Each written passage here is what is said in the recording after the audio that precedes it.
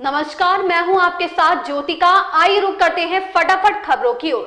मन की बात कार्यक्रम की देश में लोकप्रियता बहुत ज्यादा है, लेकिन विदेशी राजनेता और शीर्ष अधिकारी भी इस कार्यक्रम के प्रशंसक हैं। यूनेस्को की डीजी ऑड्रे ऑले ने भी पीएम मोदी के मन की बात कार्यक्रम की तारीफ की। मन की बात कार्यक्रम के 100वें एपिसोड में उन्होंने भी अपने विचार रखे। प्रधानमंत्री नरेंद्र मोदी ने रेडियो कार्यक्रम मन की बात को संबोधित किया। आकाशवाणी पर इसे लाइव प्रसारित किया गया। पीएम ने इसे भारतीयों की भावनाओं को सभी के सामने लाने का जरिया करार दिया। उन्होंने कहा कि इस कार्यक्रम के जुड़ने वाला हर विषय जन आंदोलन बन गया। मन की बात के 100वें एपिसोड में पीएम मोदी ने यह भी कहा कि प्रधानमंत्री बनने के बाद परिस्थितियों की विवशता के कारण उनके पास जनता से कट जाने की चुनौती थी, लेकिन मन की बात के जरिए इसका समाधान निकला और सामान्य लोगों से जुड़ने का रास्ता सामने आया।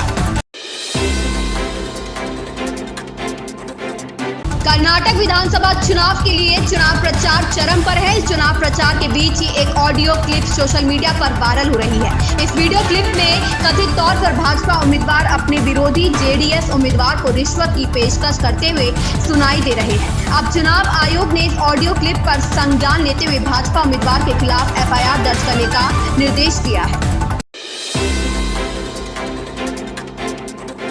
प्रधानमंत्री नरेंद्र मोदी के मन की बात कार्यक्रम के 100वें एपिसोड के कुछ घंटे पहले ही तृणमूल कांग्रेस की सांसद महुआ मोइत्रा ने पीएम से 2 सवाल पूछे हैं। उनका यह सवाल दिल्ली में प्रदर्शन कर रही भारत की एथलीट बेटियों और अडानी मसले पर है।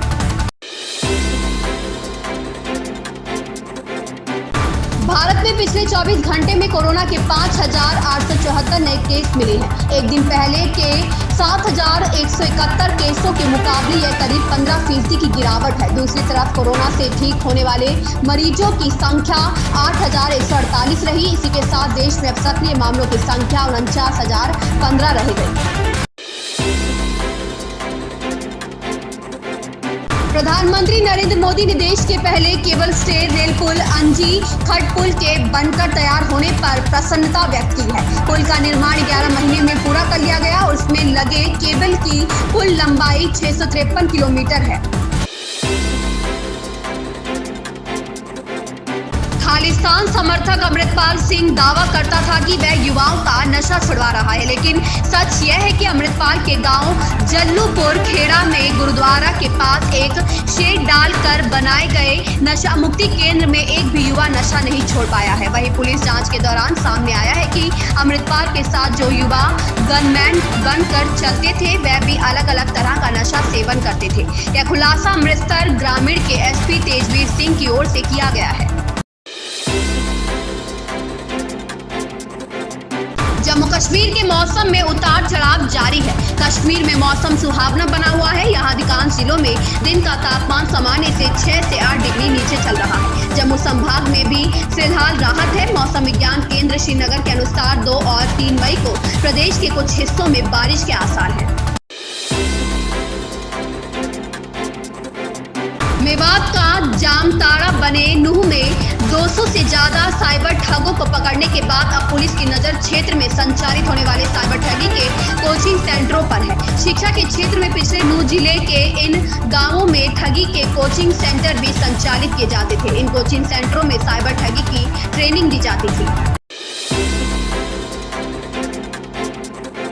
बॉलीवुड अभिनेता ऋतिक रोशन एक्टिंग के साथ साथ डांस के लिए भी जाने जाते हैं। हर एक डांस स्टाइल में वह माहिर है। ऋतिक के डांस स्टाइल और स्टेप्स के दर्शक दीवाने हो जाते हैं। अब अभिनेता ने अपनी डांसिंग स्टाइल के बारे में बात की और पार्टनर डांस स्टाइल सीखने की इच्छा जताई है। अभिनेता का कहना है कि भले ही वह डांस में अच्छे हैं, लेकिन उनका पार्टनर वर्क बहुत खराब है। इन खबरों में बस इतना ही। बने रहिए हमारे साथ।